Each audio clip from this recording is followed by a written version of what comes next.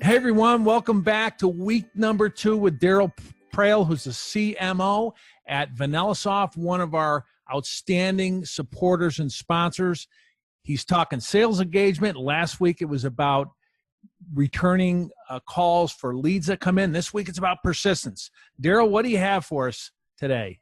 All right. So last week we talked about the whole idea of speed to lead in the study where we had done 130 million sales interactions, 45 million leads, 4 million web leads, over 500 companies. And what did we learn?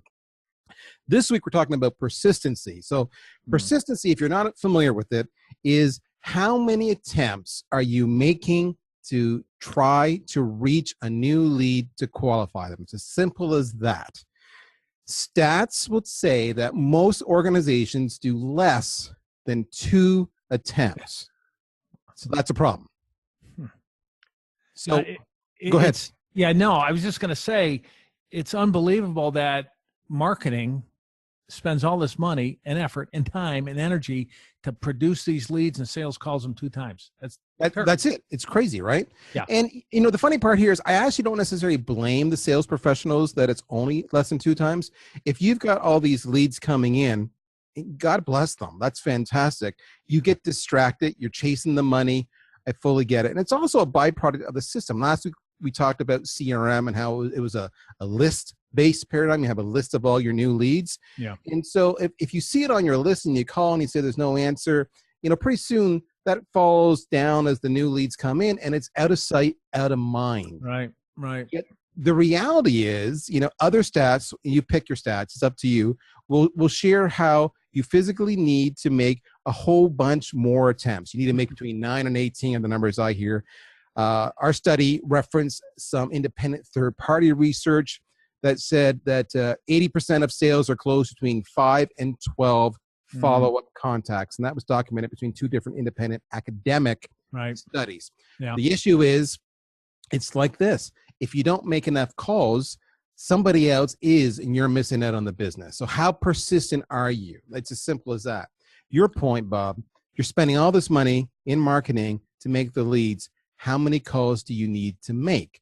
And clearly 5 to 12 is the number. What's interesting, when we did our study, and I'm looking at the data right now, it was back in 2009. The number was, on average, people were making 3.2 attempts, and now it's up as high as 6. So it's a good thing here and a bad thing. And the good thing here, it says you got to make more attempts now than you had to do 10 years ago. Yep. But the good news is, for many people who are advocates of the telephone, is that the numbers come down. It was actually more attempts about 5 years ago. So it actually takes fewer attempts today than it did 5 years ago, which makes sense. Yeah. About 5 years ago, social media was hot, and that was everything you had to do for social selling, and who used the phone? And now people realize you still need to use the phone. Yeah. So for our viewers out there, right, what can they implement? Is it a tool? Is it a process? What can they do today to get those numbers up from what you said the average was 2 or 3 or 4, get it up into the 7, 8, 9, 10 range? What can they do?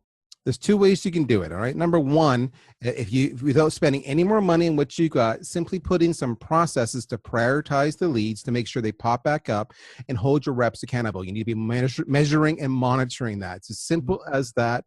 You can do that. All right. It's not easy, but you can.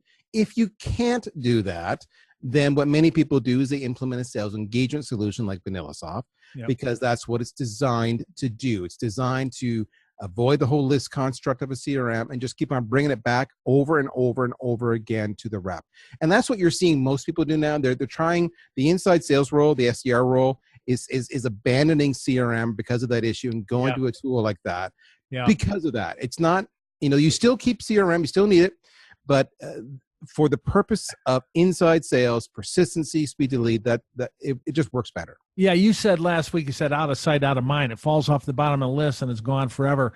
The opposite of this, I think, is insight, in mind, right? Exactly. You nailed it. Insight. And if there's no other distractions, and that's all I see, and the system puts it in front of me because it says, Like in our case, right, because of our queue, we would say, you know, call back in an hour, a day, 4 hours, whatever you define as a time period. You know, boom, 4 hours later, if that's what I said, it just pops up. All right. So I don't have to think about it. I don't have to second guess. And I can make those, you know, 5, 6, 8, 10, 12 phone calls. And the worst part is you've got the lead, right? You've got the lead. I'm laughing because Ashley Becker says, Bob, you need to call so-and-so. And I try once and then I hang up. The next day, Ashley, hey, Bob, did you call so-and-so back again? I go, oh, I will. You know, my wife yesterday, she's like, did you call your brother back? Well, I made an attempt. I left a voicemail. I haven't called since, and that was a week ago. And it was like 12 times, Darryl. 12 times you got to call. I need to call my brother 12 times. All right. Hey, everyone. Thanks for joining us on the Monday Morning Sales Minute. Darryl, next week you're talking about? I'm talking about cadence. Cadence. I love it. See you next week, everyone. Good selling.